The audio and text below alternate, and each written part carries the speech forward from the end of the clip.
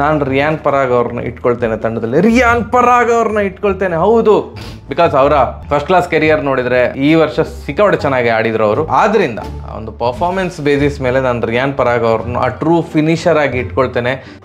ನಾವು ಹೇಳಿದ ಹಾಗೆ ಆಯಿತು. ಡೆಲ್ಲಿಗೆ ಪರ ಪರ ಪರ ಪರ ಅಂತ ಹೊಡೆದ ಪರಾಗ್. ನಮಸ್ಕಾರ ಎಲ್ರಿಗೆ, ಸರ್ ಜನಾರ್ದನ್ ಸರ್ ಮಾತಾಡ್ತಾ ಇರೋದು. ಕುಶಲವೇ, ಕ್ಷೇಮವೇ, ಸೌಖ್ಯವೇ? Welcome back to Ganesh Karanth cricket talks YouTube channel. ದಯವಿಟ್ಟು ಇವತ್ತು 48,000 ಆಗಲೇಬೇಕು, ಸಬ್ಸ್ಕ್ರೈಬರ್ ಸಂಖ್ಯೆ 48,000 ಆಗಲೇಬೇಕು. ಇದು ಆರ್ಡರ್ ಅಲ್ಲ ಮರೆ, ರಿಕ್ವೆಸ್ಟ್. ಆರ್ಡರ್ ಮಾಡಲಿಕ್ಕೆ ನಾನು ಯಾರು? ಯಾರೆಲ್ಲ ಈ ಚಾನಲ್ದು ಎಲ್ಲ ವೀಡಿಯೋಗಳನ್ನು ನೋಡುವಂತಹ ಅಭ್ಯಾಸಗಳನ್ನು ಹೊಂದಿರ್ತೀರೋ ಅವರು ಜನಾರ್ದನ್ ಸರ್ ಮಾತಿಗೆ ಒಪ್ತೀರಿ. ಯಾರು ಎಲ್ಲ ವೀಡಿಯೋ ನೋಡದೆ ಅಪರೂಪಕ್ಕೆ ಬರುವವರು ನಮ್ಮನ್ನು ಕಮೆಂಟ್ ಸೆಕ್ಷನಲ್ಲಿ ಟ್ರಾಲ್ ಮಾಡ್ತೀರಿ. ಎಂತ ಮಾಡೋದು? ಜನಾರ್ದನ್ ಸರ್ ಆಯಿತಾ ಮಂಗಳಾರತಿ ಹಾಗೆ ಹೀಗೆ ಅಂತ. ನೋಡಿ, ಈ IPL ಶುರುವಾಗುವ ಮುಂಚೆ ನಾವು ಎಲ್ಲ ತಂಡದ ಟೀಮ್ ಅನಾಲಿಸಿಸ್ ವಿಡಿಯೋ ಮಾಡಿದ್ದೆವು. ಅದರಲ್ಲಿ ನಾನು ಬಾಯಿ ಬಿಟ್ಟು ಕ್ಲಿಯರಾಗಿ ಹೇಳಿದ್ದೆ, ನನ್ನ ತಂಡದಲ್ಲಿ ನಾನು ರಿಯಾನ್ ಪರಾಗ್ ಅವ್ರನ್ನ ಆಡಿಸ್ತೇನೆ. ಯಾಕಂತಂದರೆ ಅವರ ಈ ವರ್ಷದ ಅಥವಾ 1-2 ವರ್ಷಗಳಿಂದ ಅವರ ದೇಶಿ ಕ್ರಿಕೆಟಲ್ಲಿ ಅವರ ಫಾರ್ಮ್ ತುಂಬ ಒಳ್ಳೆ ಉಂಟು. ಏನೋ ಒಂಥರ ಬದಲಾದ ಮನುಷ್ಯನ ಥರ ಕಾಣ್ತಾ ಇದ್ದಾರೆ ಪರಾಗ್ ಅವರು. ಒಂದು ಟ್ರೂ ಫಿನಿಷರ್ ಲಕ್ಷಣ ಕಾಣ್ತಾ ಉಂಟು. ಸೊ ಅವರನ್ನು ಇಟ್ಕೊಳ್ತೇನೆ ತಂಡದಲ್ಲಿ ಅಂತ. ಆ್ಯಂಡ್ ಥಂಬ್ನೈಲ್ ಕೂಡ ನೋಡಿ, ಥಂಬ್ನೈಲ್ ಬಂತು. ಥಂಬ್ನೈಲ್ ಎಂತ ಮಾಡಿದ್ದೆ ಅಂತಂದರೆ ಆ ವಿಡಿಯೋದು ರಿಯಾನ್ ಪರಾಗ್ ದ ಫಿನಿಷರ್ ? ಅಂದರೆ ಈ ವರ್ಷ ದ ಫಿನಿಷರ್ ಆಗ್ತಾರ ಅವರು ಅಂತ. ವಿಡಿಯೋ ನಿಮಗೆ ಈಗ ನೋಡ್ಬೇಕಂತ ಅನಿಸಿದ್ರೆ ಹೋಗಿ ನೋಡಿ ಬನ್ನಿ. ನಾನು ಹೇಳಿದಾಗ ಆಯ್ತು ನಂಗೆ ತುಂಬ ಖುಷಿ ಆಯಿತು.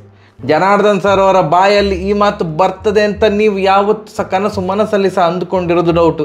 ನನಗೆ ಡೌಟ್ ಆಗ್ತಾ ಉಂಟು, ಆದರೂ ಸಹ ಹೇಳ್ತೇನೆ, ಇವತ್ತಿನ ಇನ್ನಿಂಗ್ಸ್, ಪರಾಗಿದ ಇನ್ನಿಂಗ್ಸ್ ಮಾತಾಡುವಾಗೇ ಇಲ್ಲ. The best. ಹೊಗಳುವಾಗ ನಾವು ಹೊಗಳ್ತೇವೆ, ಯಾಕಂದರೆ ಮಾತಾಡಲಿಕ್ಕೆ ನಾವಿರೋದು. ನಾವು ಮೊದಲಿಂದನೂ ಅದೇ ಹೇಳ್ತಿದ್ದೆ, ಪರಾಗ್ ಅವರು ಮಾತು ಕಡಿಮೆ ಮಾಡಿ ಅವರ ಆಟದ ಮೇಲೆ ಕಾನ್ಸಂಟ್ರೇಟ್ ಮಾಡಿದರೆ ಅವರು ಒಳ್ಳೆ ಆಟಗಾರ ಆಗ್ತಾರೆ. ನಮಗೆ ಅವರ ಮೇಲೆ ಏನು ದ್ವೇಷ ಇಲ್ಲ. ಅವರು ಅತಿಯಾಗಿ ಮಾತಾಡ್ತಾರೆ ಬಟ್ ಪರ್ಫಾರ್ಮೆನ್ಸ್ ಬರ್ತಾ ಇಲ್ಲ ಅನ್ನೋದೇ ನಮಗೆ ಒಂದು ಬೇಜಾರಿನ ಸಂಗತಿ ಅಂತ. ಇವತ್ತು ಮಾತು ಕಡಿಮೆ ಮಾಡಿದರು, ಕೆಲಸ ಜಾಸ್ತಿ ಮಾಡಿದರು. ಗುಣಕ್ಕೆ ಮತ್ಸರವಿಲ್ಲಪ್ಪ ಜನಾರ್ದನ್ ಸರ್ ಅವರ ಬಳಿ. ಸೂಪರಾಗಿ ಆಡಿದ್ರು. ಸೂಪರ್. 45 ಬಾಲ್ಗೆ 84 ರನ್ ಪರಾಗ್ ಅವರು ಚಚ್ಚಿದ್ದು ಅದ್ಭುತ, ಅತ್ಯದ್ಭುತ. 6 ಜಾಸ್ತಿ ಹೊಡೆದ ಅಥವಾ 4 ಜಾಸ್ತಿ ಹೊಡೆದ ರಿಯಾನ್ ಪರಾಗ್ ಅವರು? 6 6 5 6 ಏನೋ ಹೊಡೆದಿದ್ದಾರೆ, 7 4 ಹೊಡೆದಿದ್ದಾರೆ. 45 ಬಾಲಿಗೆ 84 ರನ್ ಚಚ್ಚಿದ್ರು. ಸೂಪರ್ ಅಂದರೆ ಸೂಪರ್ ಆಟ. ರಾಜಸ್ಥಾನ ಸತತ 2 ಮ್ಯಾಚ್ಗಳನ್ನು ಗೆಲ್ಲಿತು. ಡೆಲ್ಲಿ ಸತತ 2 ಮ್ಯಾಚ್ಗಳನ್ನು ಸೋತರು. ಡೆಲ್ಲಿ ನನ್ನ ಪ್ರಕಾರ ಈ ಸಲ ಲಾಸ್ಟ್ ಪ್ಲೇಸಿಗೆ ಸಮಾಧಾನ ಮಾಡಿಕೊಳ್ಬೇಕಾಗ್ತದೆ. ಅಂಟಿಲ್ ಆ್ಯಂಡ್ ಅನ್ಲೆಸ್ ವಾರ್ನರ್ ಮತ್ತು ಮಿಶೆಲ್ ಮಾರ್ಚ್ ಅವರೇ ಒಂದಿಷ್ಟು ಮ್ಯಾಚ್ಗಳನ್ನು ವಿನ್ ಮಾಡಿಸಿದರೆ ಪುಣ್ಯ. ಇಲ್ಲ ಇದ್ದರೆ ಅವರು ಲಾಸ್ಟ್ ಪ್ಲೇಸಿಗೆ ತೃಪ್ತಿ ಪಡಬೇಕಾಗ್ತದೆ. ಪಂತ್ ಅವರು T20 ಮಾದರಿಗೆ ಯಾಕೋ ಒಗ್ಗಿಕೊಳ್ತಾ ಇಲ್ಲ, ಅವರು ಇನ್ನೂ ಸಹ ಟೈಮ್ ಬೇಕಂತ ಅನ್ನಿಸ್ತಾ ಉಂಟು. 12 ರನ್ಗಳಿಂದ ರಾಜಸ್ಥಾನ್ ಅವರು ಗೆದ್ದರು. ಫಸ್ಟ್ ಬ್ಯಾಟಿಂಗ್ ಮಾಡಿದಂಥ ಬೈ ದ ವೇ, ಇದು ಈ IPLನ 9ನೇ ಮ್ಯಾಚ್. 9ಕ್ಕೆ 9 ಮ್ಯಾಚ್ ಹೋಮ್ ಟೀಮೇ ವಿನ್ ಆಗಿದೆ. ನಾಳೆ RCB ಮ್ಯಾಚ್ ಉಂಟು. ನಾಳೆ ಎಂತಾಗ್ತದೆ ಅದು ನಾಳೆ ಗೊತ್ತಾಗ್ತದೆ. ನಾಳೆ RCB ವಿನ್ ಆಗ್ತಾರೆ ಅಂತ ನಾವು ಹೇಳೋದು. ನಾವು ಯಾವತ್ತು ಸಹ RCBಯೇ ವಿನ್ ಆಗೋದು ಅಂತ ಹೇಳ್ತೇವೆ. ಇವತ್ತಿನ ಮ್ಯಾಚ್ ಬಗ್ಗೆ ಮಾತಾಡೋದಿದ್ರೆ, ಫಸ್ಟ್ ಬ್ಯಾಟ್ ಮಾಡಿದಂಥ ರಾಜಸ್ಥಾನ ಅವರ 3 ಕೀ ಪ್ಲೇಯರ್ಸ್ ಯಾರ್ಯಾರಿದ್ದಾರೆ, ಸ್ಯಾಮ್ಸನ್, ಜೈಸ್ವಾಲ್, ಬಟ್ಲರ್, ಅವರನ್ನೆಲ್ಲರನ್ನು ಸಹ ಅಗ್ಗಕ್ಕೆ ಕಳೆದುಕೊಂಡಿತ್ತು. ಯಾರು ಸಹ ದೊಡ್ಡ ಮೊತ್ತ ಕಲೆ ಹಾಕ್ಲಿಕ್ಕಾಗಲಿಲ್ಲ. 20ಕ್ಕಿಂತ ಜಾಸ್ತಿ ರನ್ ಹೊಡಿಲಿಲ್ಲ. ಐ ಥಿಂಕ್ 15 ರನ್ನೇ ಜಾಸ್ತಿ ಅವರು 3 ಜನರಲ್ಲಿ. ಅದಾದ ಮೇಲೆ all of a sudden 3 wicket ಹೋಯ್ತು. ಯಾರನ್ನು ಕಳಿಸ್ತಾರೆ ಅಂತ ಅಂದ್ಕೊಂಡ್ರೆ ಅಶ್ವಿನನ್ನು ಕಳಿಸಿದ್ದು. ನನಗೆ ಈ ರಾಜಸ್ಥಾನ್ ಮ್ಯಾನೇಜ್ಮೆಂಟಿಗೆ ಎಂತ ತಲೆ ಕೆಟ್ಟಿದೆ ಅಂತ ನಾನು ಅಂದ್ಕೊಂಡದ್ದು. ಬಟ್ ತಲೆ ಅವರಿಗೆಲ್ಲ ನನಗೆ ಕೆಟ್ಟಿರೋದು ಅಂತ ಅಶ್ವಿನ್ ಅವರು ಪ್ರೂವ್ ಮಾಡಿದರು. ಬಂದರು, ಒಂದು 5 ಬಾಲ್ 6 ಬಾಲ್ ಗ್ಯಾಪಲ್ಲಿ 3 6 ಹೊಡೆದ್ರು. ಸೂಪರಾಗಿ ಹೊಡೆದ್ರು.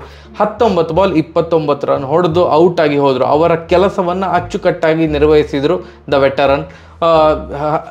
ರಿಯಾನ್ ಪರಾಗ್ ಅವರ ಜೊತೆ 50+ ಪಾರ್ಟ್ನರ್ಶಿಪ್ ಕೂಡ ಬಂತು 4ನೇ ವಿಕೆಟಿಗೆ. ಅಲ್ಲಿಯ ತನಕ ರಿಯಾನ್ ಪರಾಗ್ ಅವರು ನಿಧಾನಕ್ಕೆ ನಿಂತು ಆಡ್ತಾ ಇದ್ರು. ಫಸ್ಟ್ 26 ಬಾಲ್ 26 ರನ್ ಹೊಡೆದ್ರು. ಮುಂದಿನ 19 ಬಾಲ್ಗಳಲ್ಲಿ ಪ್ರಳಯಾಂತಕ ರಾಕ್ಷಸ ಚಂಡಾಡಿ ಬಿಟ್ಟರು.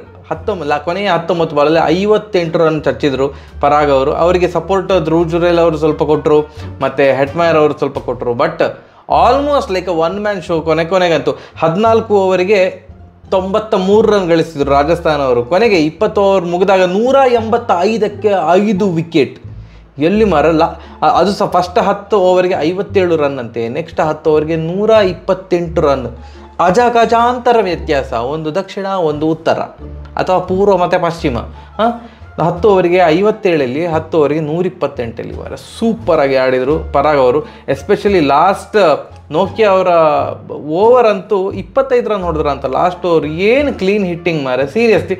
ಆ್ಯಂಡ್ ತುಂಬ ಫಿಟ್ ಥರ ಕಾಣಿಸ್ತಾ ಇದ್ದಾರೆ ಈ IPL ಅಲ್ಲಿ. ಗಡ್ಡ ಬಿಟ್ಟು ಕೂಡಲೇ ಫಿಟ್ ಅಂತಲ್ಲ, but body wise he was a fantastic fielder, ಅದರಲ್ಲಿ ಏನು ಡೌಟ್ ಇಲ್ಲ. ಬಟ್ ಈ ವರ್ಷ ಇನ್ನೂ ಸಹ ಫಿಟ್ ಆಗಿದ್ದಾರೆ ಅಂತ ಅನ್ನಿಸ್ತಾ ಉಂಟು. ಲೀನ್ ಆಗಿದ್ದಾರೆ, ಅಂದರೆ ಎಂತ ಹೇಳೋದು, ಅಥ್ಲೆಟಿಕ್ ಬಾಡಿ ಅಂತ ಹೇಳ್ತಾರಲ್ಲ, ನಮ್ಮ ವಿರಾಟ್ ಕೊಹ್ಲಿ ಅವ್ರದ್ದೆಲ್ಲ ಬಾಡಿ ಉಂಟಲ್ಲ, ಜಿಮ್ ಬಾಡಿ ಅಂದರೆ ಫುಲ್ಲು ಹೀಗೆ ಒಟ್ರಾಶಿ ಮಸಲ್ ಗಿಸಲ್ ಅಂತಲ್ಲ, ಅಥ್ಲೆಟಿಕ್ ಬಾಡಿ ಥರ ಉಂಟು ಈ ಸಲ ರಿಯಾನ್ ಪರಾಗ್ ಅವ್ರದ್ದು. ಮತ್ತು ಅವರ ಶಾರ್ಟ್ ಸಿಲೆಕ್ಷನ್ ಟೈಮಿಂಗ್ ಭಾರಿ ಚೆಂದಾಗಿದೆ ಈ IPL ಅಲ್ಲಿ. ಹೋಪ್ ಅವರು ಈ IPL ಅಲ್ಲಿ ಇದೇ ಫಾರ್ಮನ್ನು ಮುಂದುವರಿಸಲಿ ಅಂತ ನಾವು ಆಶಿಸ್ತೇವೆ. ನಾವು ಯಾರನ್ನು ದ್ವೇಷಿಸುವುದಿಲ್ಲ, ಒಳ್ಳೆ ಆಡಲಿ ಅಂತವೇ ನಾವು ವಿಶ್ ಮಾಡೋದು. ಎಲ್ಲರೂ ಸಹ ಒಳ್ಳೇದಾಡಲಿ, ಎಲ್ಲರೂ ಸಹ ಚೆಂದ ಆಡಲಿ ಅಂತವೇ ನಾವು ಬಯಸೋದು. ಸೂಪರಾಗಿ ಆಡಿದರು. ಡೆಲ್ಲಿಯ ಚೇಸಿಂಗ್ ಸ್ಟಾರ್ಟ್ ಆಯಿತು. ಡೆಲ್ಲಿ ಒಂಥರ ಕ್ವಿಕ್ ಸ್ಟಾರ್ಟ್ ತೊಗೊಂಡ್ಕೊಂಡ್ರು. ವಾರ್ನರ್ ಅವರು ಮತ್ತು ಮಿಶೆಲ್ ಮಾರ್ಷ್ ಅವರು ದಡಬಡ ಅಂತ ಹೊಡೆದ್ರು. ಬಟ್ ಯಾರು ಸಹ ಕೊನೆಯ ತನಕ ನಿಂತು ಆಡಲಿಲ್ಲ, ಅದಕ್ಕೆ ವಿನ್ ಆಗಲಿಲ್ಲ ಅಂತ ಕಾಣ್ತದೆ. ವಾರ್ನರ್ ಅವರು 49 ರನ್ ಹೊಡೆದು ಔಟಾದರು.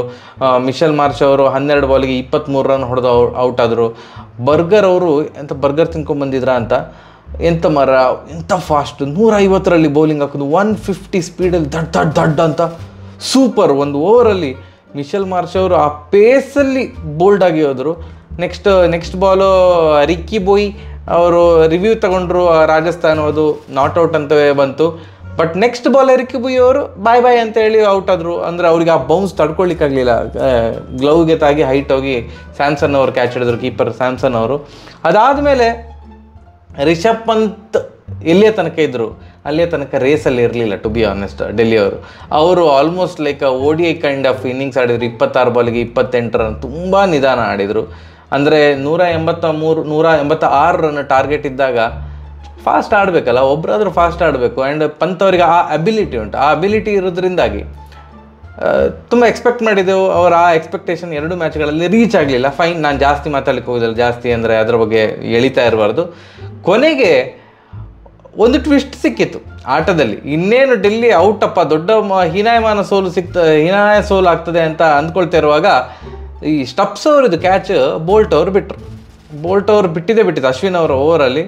ಅದಾದಮೇಲಿಂದ ಸ್ಟಪ್ಸು ಒಂಥರ ನೆಕ್ಸ್ಟ್ ಲೆವೆಲ್ ಆಟ ಸ್ಟಾರ್ಟ್ ಮಾಡಿದರು. ನೆಕ್ಸ್ಟ್ 2 ಬಾಲ್ 2 ಸಿಕ್ಸು, ಮತ್ತು ಸಂದೀಪ್ ಶರ್ಮಾ ಅವರ ಓವರಲ್ಲಿ 1 ಸಿಕ್ಸು 1 4 ಎಲ್ಲ ಹೊಡೆದು, ಇನ್ನೇನು ಲಾಸ್ಟ್ ಓವರಿಗೆ 18-19 ರನ್ ಬೇಕು, ಹೊಡೆದು ಬಿಡ್ತಾರೆ ಅಂತ ಅಂದ್ಕೊಂಡದು. But last over Avesh Khan ಅವರು ಆವೇಶ ಭರಿತ ಆಗದೆ ಸೆನ್ಸಿಬಲ್ ಆಗಿ, ಆವೇಶದಲ್ಲಿ ಏನೇನೋ ಹಾಕ್ತಾರಲ್ಲ ಕೆಲವೊಂದು ಸಲ, ಬಾಲು ನೋ ಬಾಲು ಗೀಮರ್ ಏನೂ ಇಲ್ಲ, ಪರ್ಫೆಕ್ಟ್ ಲೈನ್ ಆ್ಯಂಡ್ ಲೆಂತ್, 6 ಹೊಡೆಯಲಿಕ್ಕೆ ಆಗದ ಹಾಗೆ ಬಾಲ್ ಹಾಕಿದರು ಸ್ಲಾಟಲ್ಲಿ. ಆಲ್ಮೋಸ್ಟ್ ಲೈಕ್ ಯಾರ್ಕರ್ ಬಾಲ್ ಸ್ವಲ್ಪ ಜಾಸ್ತಿ ಬರ್ತಾಯಿತ್ತು. ಸೂಪರಾಗಿ ಬಾಲ್ ಹಾಕಿದ್ರು ಆವೇಶ್ ಖಾನ್ ಅವರು. ನಂಗೆ ಹೋಪ್ಸ್ ಇರಲಿಲ್ಲ ಆವೇಶ್ ಖಾನ್ ಹೊಡೆಸ್ಕೊಳ್ತಾರೆ ಅಂತವೇ ಅಂದ್ಕೊಳ್ತಾ ಇದ್ದೆ. ಬಟ್ ತುಂಬ ಚೆಂದ ಬಾಲ್ ಹಾಕಿದರು ಆವೇಶ್ ಖಾನ್ ಅವರು. ಅಟ್ ದ ಎಂಡ್ ರಾಜಸ್ಥಾನ್ 12 ರನ್ಗಳಿಂದ ಗೆದ್ದರು.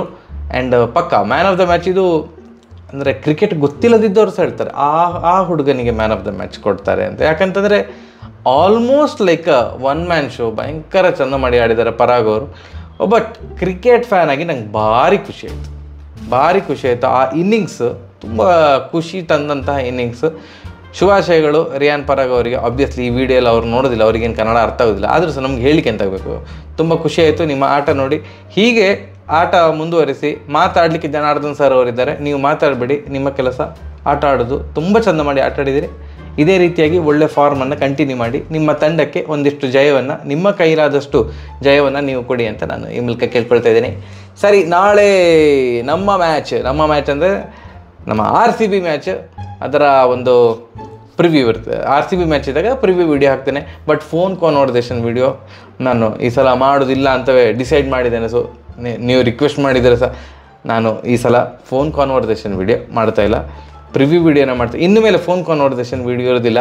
ಫಸ್ಟ್ ಈ ಚಾನಲ್ ಸ್ಟಾರ್ಟ್ ಆದಾಗ ಫಸ್ಟ್ ಜನಾರ್ದನ್ ಸರ್ ಅಂತ ಒಂದು ವಿಡಿಯೋ ಮಾಡಿದಾಗ ಸುಮ್ಮನೆ ತಲೆಹರಟೆ ತಮಾಷೆಗೆ ಅಂತ ವಿಡಿಯೋ ಮಾಡ್ತಿದ್ದದು. ಬಟ್ ತುಂಬ ಮೆಚ್ಯೂರ್ಡ್ ಆಡಿಯನ್ಸ್ ಬಿಲ್ಡ್ ಆಗ್ತಾ ಇರೋದ್ರಿಂದಾಗಿ, ಆ್ಯಂಡ್ ನಮಗೆ ಸಹ ವರ್ಷ ಆಗ್ತಾ ಉಂಟು ಮಾರ, ನಾವು ತೀರಾ ಅಂತ ಕಾಮಿಡಿ ಮಾಡ್ತಾ ಇರಲಿಕ್ಕೆ ಆಗೋದಿಲ್ಲ, ನಮ್ಮ ವಯಸ್ಸಿಗೆ ಸಹ ಅದು ಮ್ಯಾಚ್ ಆಗೋದಿಲ್ಲ. ಸೊ ಮೆಚ್ಯೂರ್ ಟಾಕ್ಸೇ ಇರಲಿ ಅಂತ ನಾನು ಫೋನ್ ಕಾನ್ವರ್ಸೇಷನನ್ನು ಸ್ಟಾಪ್ ಮಾಡಿದ್ದೇನೆ. ನಾಳೆ ಪ್ರಿವ್ಯೂ ವಿಡಿಯೋದಲ್ಲಿ ಮ್ಯಾಚ್ ಏನಿರ್ತದೆ, ತಂಡ ಏನಿರಬೇಕಂತ ಹೇಳ್ತೇನೆ. ನೀವು ಇದನ್ನೆಲ್ಲ ಅರ್ಥ ಮಾಡಿಕೊಳ್ಳುವಷ್ಟು ನೀವು ಕೂಡ ದೊಡ್ಡವರಾಗಿದ್ದೀರಿ ಅಂತ ನಾನು ಭಾವಿಸಿಕೊಳ್ತಾ ಇದ್ದೇನೆ. ಸರಿ, ನಾಳೆ ಸಿಗುವ. ನಮಸ್ಕಾರ.